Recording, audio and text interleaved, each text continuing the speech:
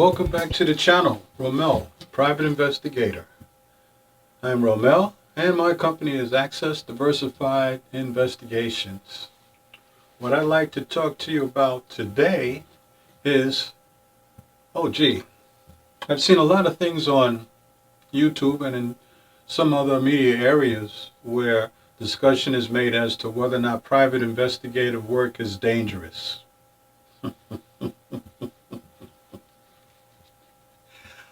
Unbelievably, I have no idea, I have no idea where this can come from, but many have suggested that it's not. And I'd like to suggest to you that perhaps those are persons who may not have been at it for a long time, or perhaps are in some unique area. Certainly if you're doing private investigations, and you are mostly involved with the technical aspects of finding people where technology comes into play, that sort of thing. Of course, in that respect, and that respect alone, generally speaking, obviously, there's not a danger. However, if you discover certain information that, let's say, somebody is a little uncomfortable with, you do put yourself in a very precarious situation. You got to be mindful of that. It does happen. Not talked about a lot, but it certainly does happen. Now, at the end of the day, I submit to you, private investigative work is, certainly can be, for the most part, it is dangerous. It's not an inviting thing to say. There's no intent to frighten anyone, but let's be realistic. There's several examples I can give you regarding that. Take one little thing. For example, in canvassing, and by canvassing, those of you who are doing these types of investigation, you'll know exactly what I'm talking about. Someone else that's not familiar, canvassing is when you're going from door to door seeking some degree of information associated with some sort of an activity. It could be civil, it could be criminal, it could be surrogate regarding a death, any number of things. However, what happens is you're knocking on several doors. Someone's a little uncomfortable with the fact that you're knocking. They don't know why you're there. They send a dog to the door. You never know when they open the door what the dog is going to do. You hear the dog, you don't know how big or small the dog is, and whether or not it's going to make a difference. That's a dangerous situation to be in. If you're attacked by a dog, surprisingly, very challenging place to be. You have to take that into consideration. You additionally cannot overlook people themselves. Some people who don't want to be found because they may be subject to being called on the witness stand regarding a homicide or some other serious criminal matter. And so in cases like that, people can be very objective when, and if you do find them, to a point where they can resort to being physical. At the very least, trust me, you will be threatened. No two ways about it. Don't kid yourself. It's no joke. It's no joke at all. Now, those people who tend to get through it a little bit better are people who are more experienced. And when I say experience, I'm not limiting it to the simple precaution, security precaution of, let's say, how you conduct yourself. It goes far beyond that. You need to have a sense of the different communities, the different cultural differences. A lot of these things go into play. Certainly you need to be physically conscious of the amount of distance you have between yourself and, let's say, another person. The time of day, oh my God, the time of night. Out on investigations at night. I've been on investigations at night in just about every criminal matter you can think of for the most part.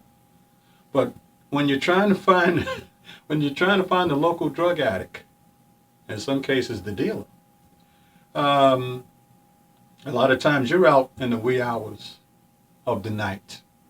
And so a lot of things happen, uncomfortable things happen under the cover of darkness. People tend not to want to be seen or certainly not caught when they commit different types of offenses, in particular any assault. So again, the danger element. Like some people say, well, you're doing criminal work. So if you're doing criminal work, what do you expect? That goes beyond that. You have civil matters where there's been a car accident. And someone may very well have been responsible or has some additional information. Again, they don't want to come forward. Once people know who you are, you make a return trip. There are people who will assault you just for coming back. It happens. You can be threatened. And you have to, as a private investigator, you're going to have to be able to deal with threats to a point where it doesn't result in you actually having to defend yourself. Whether that defense turns out to be a mere pushing and shoving match as opposed to some fatal incident where serious physical force comes into play.